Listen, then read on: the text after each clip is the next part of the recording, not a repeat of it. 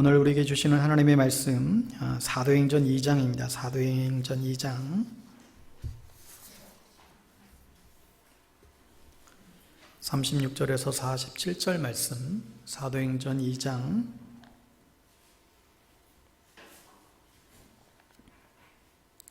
36절에서 47절 말씀입니다. 우리 찾으셨으면 자리에서 일어나셔서 한 절씩 교독하여 하나님 말씀 선포합니다. 그런즉 이스라엘 온 집은 확실히 알지니 너희가 십자가에 못 박은 이 예수를 하나님이 주와 그리스도가 되게 하셨느니라 하니라. 그들이 이 말을 듣고 마음에 찔려 베드로와 다른 사도들에게 물어 이르되 형제들아 우리가 어찌할꼬 하거늘 베드로가 이르되 너희가 회개하여 각각 예수 그리스도의 이름으로 세례를 받고 죄 사함을 받으라. 그리하면 성령의 선물을 받으리니 이 약속은 너희와 너희 자녀와 모든 먼 데 사람 곧 주 우리 하나님이 얼마든지 부르시는 자들에게 하신 것이라 하고 또 여러 말로 확증하며 권하여 이르되 너희가 이 패역한 세대에서 구원을 받으라 하니 그 말을 받은 사람들은 세례를 받음에 이날의 신도의 수가 3,000이나 더하더라. 그들이 사도의 가르침을 받아 서로 교제하고 떡을 떼며 오로지 기도하기를 힘쓰니라. 사람마다 두려워하는데 사도들로 말미암아 기사와 표적이 많이 나타나니 믿는 사람이 다 함께 있어 모든 물건을 서로 통용하고 또 재산과 소유를 팔아 각 사람의 필요를 따라 나눠주며 날마다 마음을 같이하여 성전에 모이기를 힘쓰고 집에서 떡을 떼며 기쁨과 순전한 마음으로 음식을 먹고 하나님을 찬미하며 또 온 백성에게 칭송을 받으니 주께서 구원받는 사람을 날마다 더하게 하시니라. 아멘. 오늘은 초대교회라는 제목으로 하나님 말씀 증거하겠습니다. 마태복음 25장에 보면 그 유명한 달란트 비유 이야기가 소개됩니다. 한 달란트 받은 종이 땅에 그것을 묻어두었다가 주인이 돌아오자 그걸 그대로 갖다 드렸지요. 그랬더니 이 주인이 악하고 게으른 종아라고 크게 책망을 했던 내용입니다. 여기서 게으르다고 하는 것은 좀 이해가 되겠는데 악하다라고 하는 것까지는 좀 이해가 안 될 수 있습니다. 이것이 이렇게 악한 행동일까? 주인이 좀 지나치다는 생각을 해볼 수 있습니다. 정 그렇다면 주인이 갈 때에 종에게 어떻게 하라고 좀 자세히 좀 지시를 하고 간다든지 그것도 아니고 또 돈을 전혀 잃은 것도 아닌데 그대로 갖고 왔는데 이것을 악하다라고까지 그렇게 호되게 책망을 했을까 생각을 하게 됩니다. 한편 신명기 15장에 가면 면제년에 대한 말씀을 보면 이와 비슷한 공통점을 발견하게 됩니다. 매 7년의 끝에는 모든 것을 면제해 주는 그런 규례가 있습니다. 그런데 면제년이 가까이 왔다고 궁핍한 형제들을 돕지 않는다라고 한다면 그것을 죄라고 지적을 했습니다. 면제년이 되면 그동안의 그 모든 빚을 다 면제하는 것이 규례이기 때문에 면제년이 가까이 왔다라고 하는 것은 빌려준 돈을 못 받는다라고 하는 그런 이야기죠. 그러기에 지금 돈을 구워주면 면제년이 곧 다가와서 돈을 못 받게 될 터이니까 이를 꺼리는 것은 어쩌보면 세상 사람들의 당연한 그런 이치일지 모르겠습니다. 그런데 그렇게 생각하는 것을 하나님께서는 악하다라고 하시고 그 행위를 죄라고 지적하고 있습니다. 우리는 이 두 말씀을 통해서 우리가 생각하는 악한 것과 하나님께서 생각하는 악한 것이 서로 다르다는 것을 차이점을 발견하게 됩니다. 여러분, 우리는 남에게 어떤 나쁜 행동을, 해를 끼치는 행동을 악한 것이라고 그렇게 흔히 생각을 하지요. 그런데 하나님께서는 우리가 해야 할 일을 하지 않는 것을 악하다라고 그렇게 정의를 내리고 있습니다. 그러면 왜 이래야 할 것을 하지 않은 것을 하나님께서 그렇게 악하다라고 하실까요? 여러분, 우리 모두는 그냥 이 세상에 와서 그저 오늘 기도해 주신 대로 그냥 나 혼자 구원받고 잘 살다가 천국 가기 위해서 이 세상에 우리는 보냄받은 사람들이 아니라는 것입니다. 천국 가는 것이 우리의 삶의 최종 목표가 아니라는 거예요. 우리는 뭔가 하기 위하여 이 땅 가운데에 보냄을 받았다는 것입니다. 토기장이가 토기를 만들 때는 분명한 이유가 있다라는 것이죠. 하나님은 우리 개개인에게 특별한 목적을 가지고 이 세상 가운데에 보내셨다라는 것입니다. 그런데 그 목적에 맞지 않게 살아간다라고 한다면 그것은 일종의 창조의 낭비인 것이죠. 창조의 낭비는 하나님의 입장에서 볼 때는 악하다라고 지금 표현을 하는 것입니다. 그렇다고 한다면 오늘 이 관점에서 우리 교회와 그리스도인들이 창조 목적에 맞지 않게 해야 할 일들을 하지 않는 것을 악하다라는 관점에서 우리 자신을 돌아보게 됩니다. 여러분, 우리 교회의 창조 목적이 무엇입니까? 그것은 무엇보다도 하나님 나라의 대사관 역할을 하는 것이지요. 그래서 예수님께서 이 땅 가운데 오셔서 하나님의 나라를 선포하고 병든 자를 고치고 귀신을 몰아내면서 이 땅에 하나님의 나라가 세워진 일들을, 우리도 그 일들을 감당하는 곳이 교회입니다. 동시에 우리 그리스도인들은 세상으로 나아가서 우리의 삶의 자리를 하나님의 나라로 세우도록 우리는 부르심을 받은 존재들입니다. 여러분, 사람마다 교회 나오는 동기들이 다 다르지요. 그렇지만 D.L. 무디가 표현한 대로 100명 중에 100명 중에 1명은 성경을 읽고 99명은 그리스도인은 읽는다라는 표현을 했어요. 대부분의 사람들은 성경을 보고 교회를 오는 게 아니라, 예수를 믿게 된 것이 아니라 처음에는 그리스도인들의 삶을 보고 교회에 나오기 마련인 것입니다. 갈수록 전도와 선교가 정말 이제 갈수록 어려워진다라고 다들 토로하는데 그 이유가 어디에 있겠습니까? 교회가 매력적이지 않은 것이지요. 예수는 좋다, 그러나 그리스도인들은 싫다라고 간디가 지적한 것처럼, 그런 의미에서 전도를 방해하는 사람들은 비그리스도인들이나 이 세상의 문화가 아니라 어쩌면 우리 자신에게서부터 우리는 찾아야 될 것입니다. 안타깝게도 오늘 한국 사회에서 개신교는 혐오 집단, 대표적인 혐오 집단이 되어버리고 말았습니다.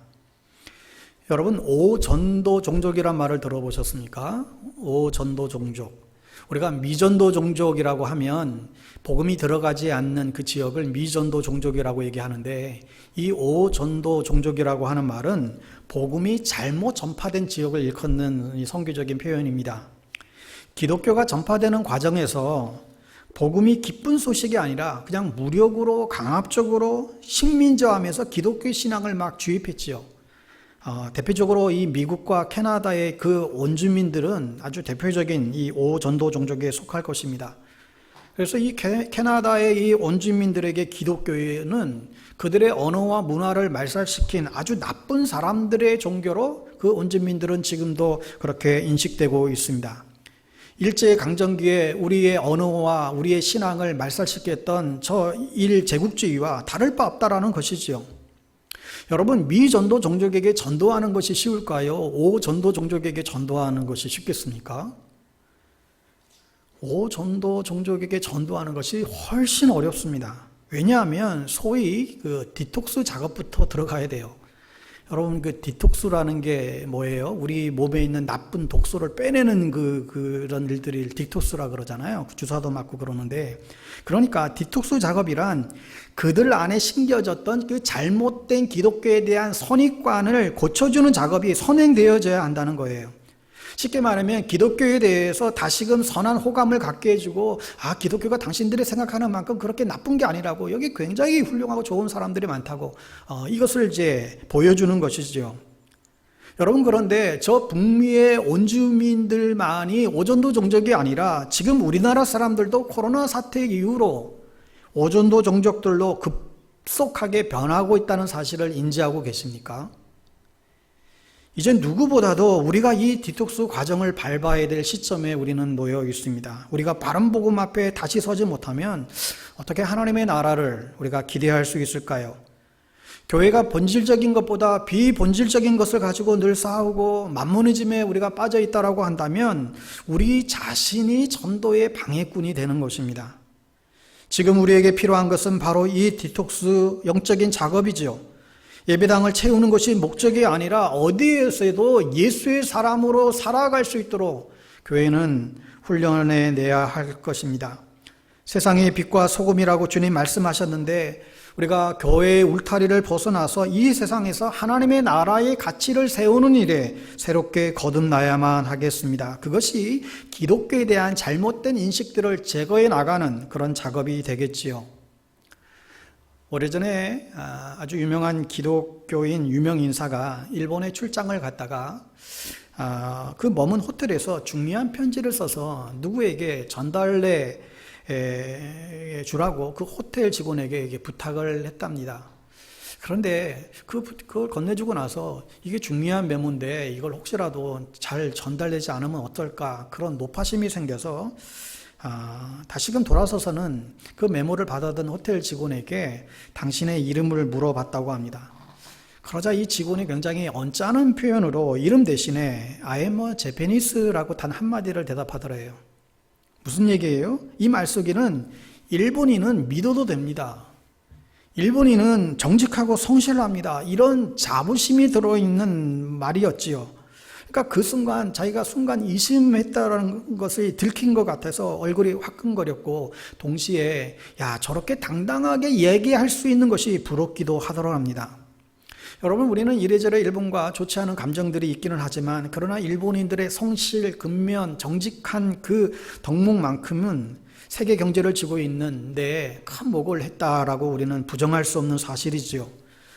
이렇게 우리는 과연 I am a Christian이라고 자신 있게 당당하게 말할 수 있을까?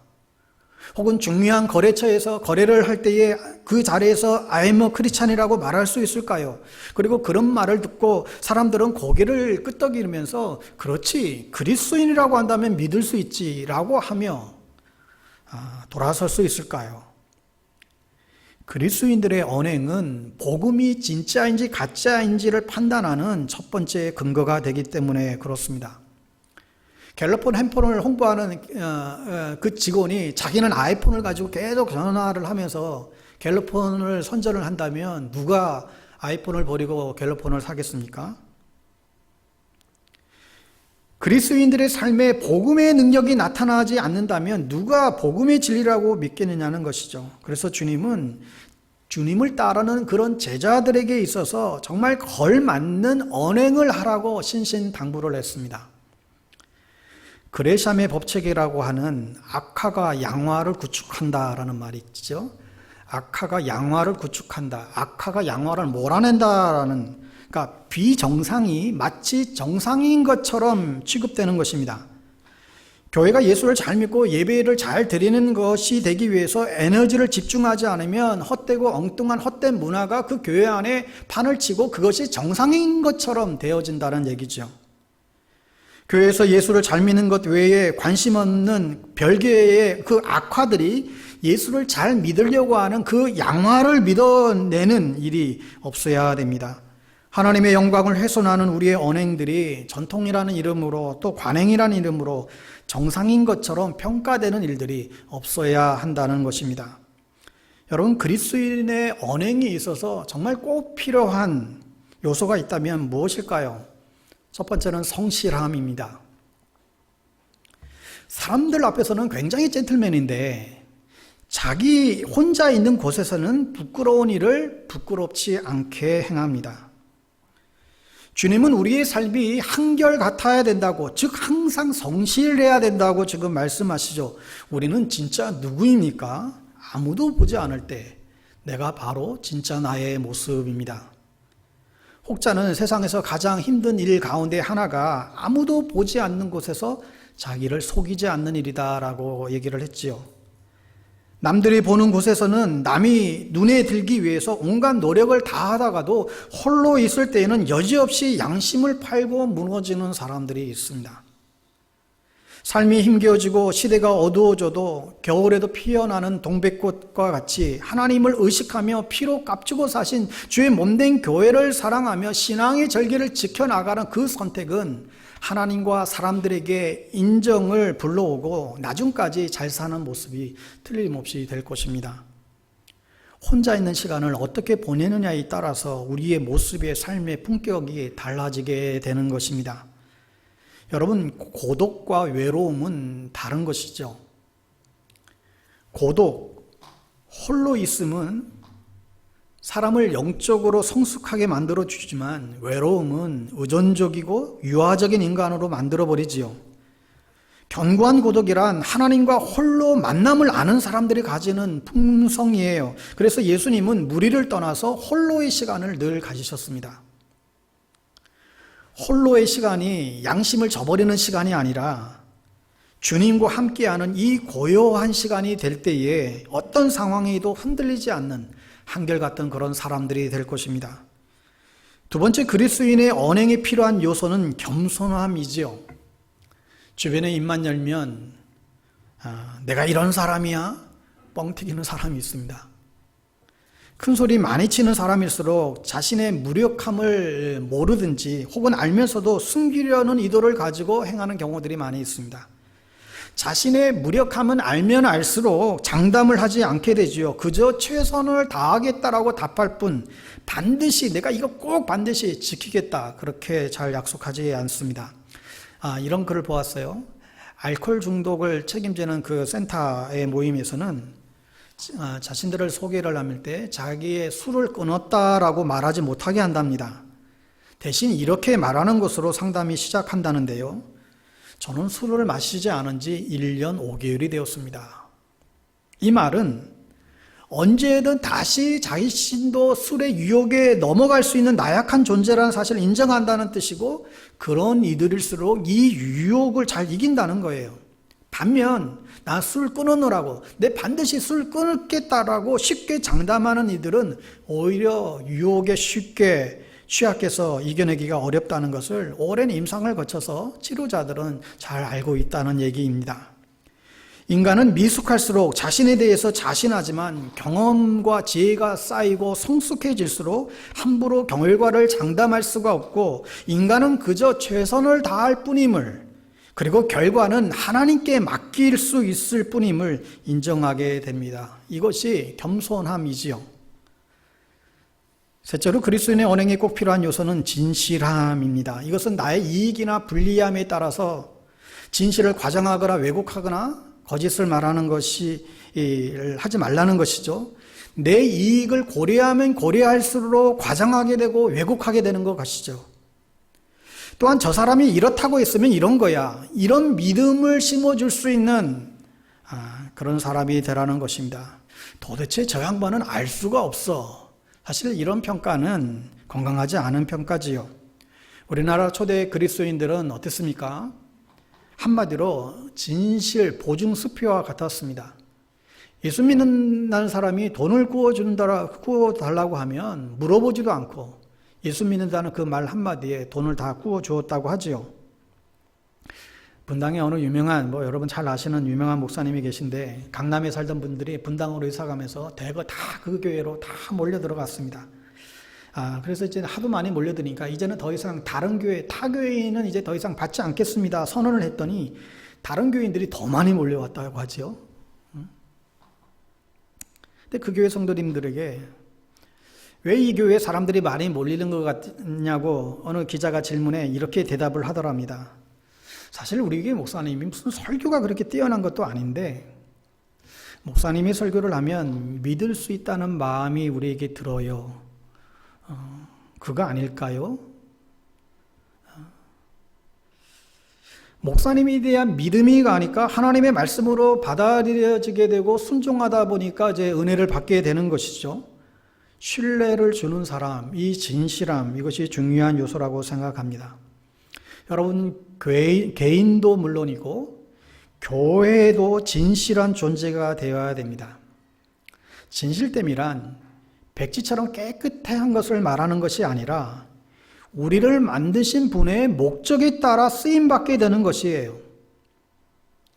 이번에 미국의 국가 차원에서 대비상사태를 선언을 하면서 필수적 사업에 대해 제외하고는 필수적 사업체 외에 모두가 100% 재택근무하라고 명령을 내렸지요. 그런데 그 필수적 사업체에 보니까 식품점, 약국, 주유소, 편의점, 은행, 철물점, 세탁소, 배관공, 아이 돌보기, 동물 돌보기 등등이 포함되어 있는데 여기에 교회는 제외되었습니다.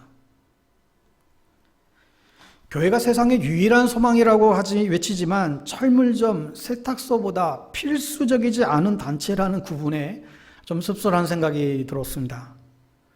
우리 교회 역시 정말로 세상의 필수적인, 정말 세상이 필요로 하는 교회, 정말 세상의 희망이 되는 그런 교회, 주님이 원하시는 그 교회의 비전을 이루기 위해서 우리가 어떠한 변화를 이루어야 하겠습니까? 지금처럼 교회 위상이 추락된 시대 속에서 이런 상황을 극복하고 다시금 이 복음의 영광을 드러낼 수 있는 길이 과연 어디에 있을까요? 자연히 우리는 성경에서 그 답을 찾아야 되고 오늘 주셨던 그 돌파구를 오늘 초대교회에서 발견하게 됩니다. 여러분, 오늘 읽은 본문 43절과 47절에 보면 초대교회를 이렇게 소개하고 있습니다. 사람마다 두려워하는데 43절에, 또 47절에 중간에 보면 또 온 백성에게 칭송을 받으니 구원받은 사람들을 날마다 더하게 하시니라. 초대교회는 교회 밖 사람들로부터 두려움과 칭송의 대상이 되었다는 것이죠. 두려움은 교회가 권위를 가졌다는 뜻이고 칭송은 모범이 되었다는 뜻이지요. 초대교회는 세상이 갖지 못했던 영적 권위를 가졌고 세상의 어떤 단체도 따라오지 못할 높은 수준의 도덕성과 섬김으로 모범이 되었습니다. 이런 영적 권위와 이런 도덕성의 결과로 구원받는 사람들이 날마다 늘어났다는 것입니다. 여러분, 여기에 전도의 비밀이 숨겨 있는 것 아니겠어요? 전도라는 것이 사람들을 억지로 교회로 데려온다고 되는 것이 아니라는 것입니다. 교회가 참된 권위와 도덕성으로 영광을 가지지 못한다면 온갖 전도의 노력은 다 헛것이 될 것입니다. 교회가 이런 권위와 도덕을 우리가 다시 한번 회복하게 된다면 구원받은 사람을 하나님이 날마다 더하게 해 주신다는 것이지요. 지금도 좀 코로나 때문에 좀 그렇지만 많은 교회에서 길거리에서 물티슈를 나눠주고 커피를 따라주고 그러면서 전도합니다. 하나님이 당신을 사랑하십니다 라고 외치는 목소리들을 우리가 듣게 됩니다. 그런데 사실 그런 모습에서 하나님의 사랑이 느껴지지 않는 것은 저만의 느낌일까요? 우리는 무리하게 예수 천당 불신지요 교리를 들이대기 전에 우리를 통해서 사랑이 느껴지지 않으면 오히려 우리가 외치는 것들이 눈살을 찌푸리고 귀를 닫아버리게 될 것입니다. 오늘 우리 교회가 이런 교회의 영광을 회복할 수 있게 되기를 간절히 축원합니다. 그렇다면 이런 권위와 도덕성을 가진 그런 공동체를 세우는 비결이 어디에 있습니까? 첫째로 그것은 성령으로 말미암아 교회가 시작되어야 된다는 사실입니다. 우리가 다음 주일에 성령 강림 주일로 우리가 지키지만 제자들은 승천하시기 전에 예수님께서 예루살렘을 떠나지 말고 아버지가 약속하신 그 성령을 기다리라고 명령을 받지요. 그들이 순종하여 한 열흘간 열심히 전념하여 기도했고 성령 강림을 경험을 했습니다. 성령으로 시작된 교회는 계속해서 성령의 능력과 인도함을 받아 하나님의 나라를 선포하고 하나님 나라의 비전을 이루어 갔습니다. 여러분, 주님의 교회가 성령님으로 인해서 교회가 시작되고 인도함을 받지 않는다라고 한다면 결국 몰락할 수밖에 없게 됩니다. 많은 교회가 성령의 역사가 아닌 인간의 욕심으로 인해서 시작이 되는 경우가 있습니다. 많은 경우에 성령의 인도가 아닌 인간의 다툼과 허용으로 시작됩니다. 교회가 성령의 인도가 아닌 기업의 경영 원리에 의해 운영되기도 합니다. 하나님의 교회가 아니라 주식회사 교회로 변해버리는 것도 없지 않습니다. 그러다 보니 교회의 거룩한 영광은 사라지고 인간의 바벨탑을 쌓는 결과들을 초래하고 말았지요. 여러분, 많은 경우에 교회가 성령님의 인도함을 따르지 못하고 하나님의 뜻을 판단하고 선택함에 있어서 옳고 그름을 결정하는 부분에 있어서 어려운 이유가 어디에 있을까요? 중요한 문제일수록 성령 충만할 때 선택해야 되는데 그럼에도 불구하고 분별이 어려운 이유는 무엇보다도 옳은 것보다 이익이 되는 것을 구하는 삶의 방식 때문에 그래요. 여러분, 옳은 것이 무엇인지 생각하면 판단이 간단해집니다. 그런데 어느 것이 유익한가를 생각하면 판단이 그때부터 복잡해집니다. 어느 방향으로 흘러감이 옳은 것인지 판단하는 역사의식이 결여될수록 옳고 그름의 분별이 어려워지게 됩니다. 우리가 옳은 것을 쫓지 않고 유익한 것을 쫓게 되면 그 결과는 보다시피 다툼과 분열과 부패와 추락이 일어나게 됩니다.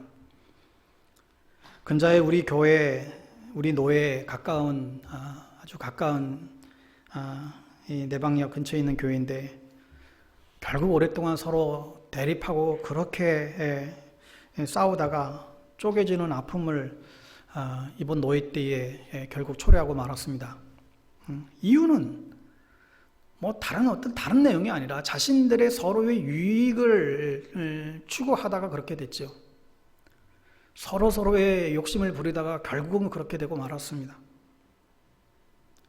우리가 사람의 지혜와 계산이 아니라 멈추지 않는 기도의 자리로 돌아가 성령님을 기다리고 그 성령님의 인도하심을 쫓는 그런 교회가 되어야 됩니다. 여러분, 중요한 문제일수록 선택에 있어서 이 지침을 반드시 물어보시기 바랍니다. 무엇이 유익한가가 아니라 무엇이 옳은가 하는 물음입니다. 영광스러운 초대교회로 돌아가는 두 번째 길은 회개로 시작한다는 것인데요. 여러분 37절, 38절을 한 번 더 읽어보겠습니다. 37절, 38절 시작. 그들이 이 말을 듣고 마음에 찔려 베드로와 다른 사도들에게 물어 이르되 형제들아 우리가 어찌할꼬 하거를 베드로가 이르되 너희가 회개하여 각각 예수 그리스도의 이름으로 세례를 받고 죄 사함을 받으라. 그리하면 성령의 선물을 받으리니. 초대교회에서는 새로운 사람이 입교하려면, 교회에 들어오려면 무엇을 해야 됐습니까? 바로 회개하고 세례를 받는 일이었습니다. 그리하면 죄사함과 성령의 선물을 받았지요. 지난주에도 말씀드렸지만 오늘날 교회는 우리의 전인격적인 동의와 헌신, 회개가 없는 싸구려 복음을 양산해 내었습니다. 그래서 기독교인이 되는 건 어렵지가 않아요. 등록하고 그냥 세례 받으면 돼요. 회개하지 않아도 돼요. 회개라고 하는 것은 삶의 방향을 바꾸는 것인데, 그런데 등록할 때 당신은 삶의 방향을 바꾸겠습니까? 우리 물어보지도 않지요. 심지어 세례를 받을 때도 회개는 굳이 따지지 않습니다. 그러니까 회개를 모르니까 죄 사함의 은혜도 모르게 되고 성령도 모르는 일들이 교회 안에 생겨나는 것입니다. 그래서 예수를 믿고 교회를 다녀도 어김없이 예전처럼 10년, 20년 교회를 그렇게 그냥 다닐 수 있어요. 오래 다녔다는 이유로, 또 봉사 열심히 했다는 이유로, 또 헌금했다는 이유로 교회 일꾼이 되고 권사가 되고 장로가 되지요. 심지어 목사도 되어요. 그 결과는 회개의 열매가 없는 그리스도의 제자가 아닌 그저 종교인들로 교회를 채우게 되는 결과를 양산하게 됩니다. 이들은 자신의 욕망을 위해서 교회를 다니게 됩니다. 그 욕망이 채워지지 않으면 다툼을 일으키고 교회를 까르게 되고 결국은 교회를 추락시키는 결과를 초래하고 있습니다. 여러분, 은혜가 많은 교회와 은혜가 없는 교회의 특징이 무엇입니까? 성령 충만한 교회와 성령 충만하지 않는 교회의 특징이 무엇일까요? 은혜가 없는 교회는 남의 허물과 죄를 계속해서 지켜보고요. 은혜가 많은 교회는 내 자신의 죄를 먼저 보지요. 이게 엄청난 차이예요. 요즘에 이 신상털기 무섭잖아요. 이렇게 남의 죄를 보는 것이 아니라 정말 은혜로운 교회는 내가 어찌할꼬 화로다 나여 주님 앞에서 정말 내가 죽게 되었노다. 자기의 죄 회개하기도 바쁘지요.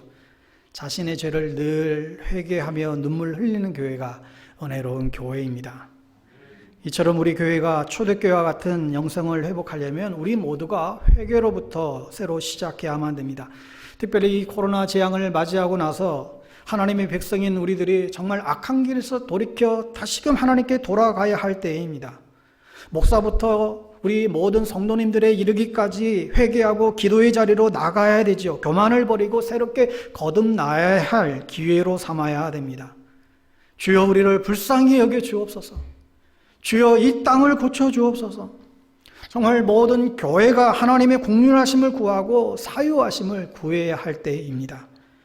회개하며 말씀 앞에서 우리 자신을 돌아보며 기도하는 것만이 오늘 우리가 살 길인 줄 분명히 믿습니다. 마지막 영광스러운 초대교회로 돌아가는 세 번째 길은 참된 교제의 회복에 있습니다. 여러분 42절 이하를 보십시오. 그들이 사도의 가르침을 받아 서로 교제하고 떡을 떼며 오로지 기도하기를 힘쓰니라. 46절로 건너가면 날마다 마음을 같이하여 성전에 모이기를 힘쓰고 집에서 떡을 떼며 기쁨과 순전한 마음으로 음식을 먹고.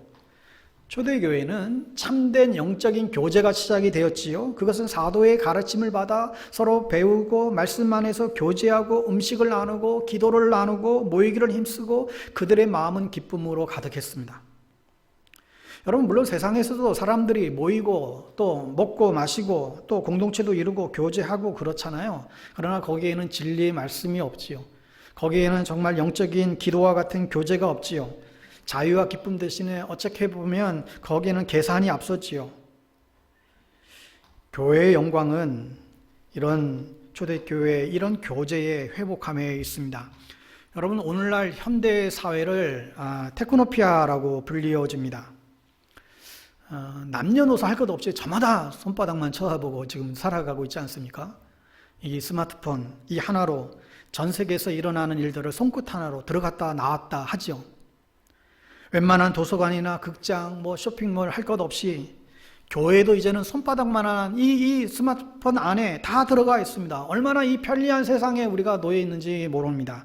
그런데 아이러니컬하게도 테크노피아 시대일수록 사람들은 더 외로움과 우울증에 시달립니다. 사람들과의 만남도 피상적이 되어버렸고 위선과 거짓된 사랑이 이 시대를 도배하고 있습니다. 최근에 그냥 하도 여기저기서 하도 떠들어서 부부의 세계라고 하는 드라마가 무엇인지 여러분들은 다 보셨나요? 그래서 하도 주변에서 얘기를 말하기에 인터넷을 뒤져서 줄거리를 스킵해서 보았습니다. 사랑과 전쟁 같은 이 드라마는 단지 수많은 그 위기 부부뿐만 아니라 보통의 일상의 보통의 부부들도 단지 들키지만 않았을 뿐 어쩌면 다 치정과 배신을 숨긴 채 살아가고 있다는 이 시대에 대한 어떤 고발인지도 모르겠습니다. 사람의 마음 그것만큼 어려운 게 또 있을까요?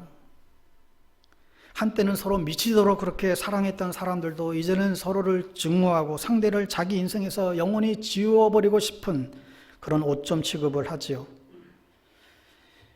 이 드라마는 서로의 믿음이 어긋나고 무너지면 삶이 곧 지옥이 될 수 있다는 것을 보여주면서 이 어그러진 관계의 책임을 전적으로 상대에게 전가하고 있습니다. 뭔가에 익숙해지는 순간부터 권태가 시작이 되고 관계가 방치되는 슬픔과 허탈을 고발하고 있지요.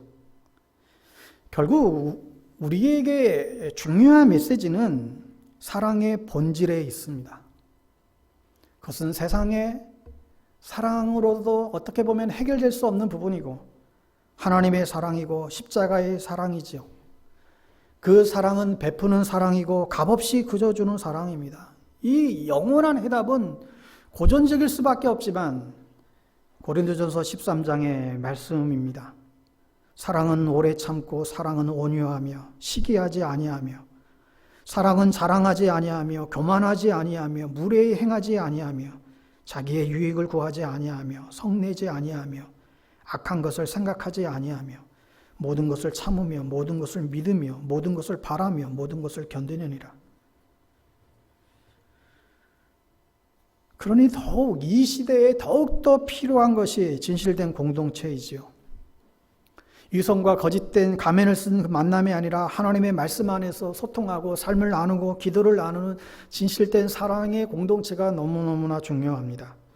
초대교회의 영광을 회복하기 위해서 우리는 모든 욕심과 미움과 허영을 내려놓고 깨끗한 마음으로 주님을 사랑하고 형제자매를 위로하고 격려하고 서로를 돌아보는 일에 우리가 더욱더 힘써야 할 때입니다. 우리가 서로 사랑하지 않으면서 거룩한 교회의 영광을 회복한다는 것은 쉽지 않은 이야기입니다. 여러분, 교회는 사랑의 집이요 우리는 사랑의 심부름꾼들이 되어야 하겠습니다. 사랑하는 성도 여러분, 오늘 우리 교회가 다시 돌아가야 될 자리가 어디입니까?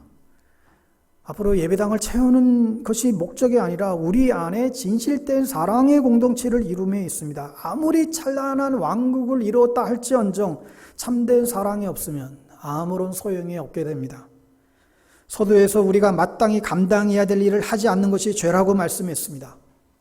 이에 성령으로 시작하고 회개로 시작하고 거룩한 성도의 교제로 사랑이 충만한 교회로 세워가는 일에, 그리하여 다시 한번 교회의 영광을 회복하는 일에 저와 우리 모두가 다 쓰임받을 수 있게 되기를 주님의 이름으로 축원합니다.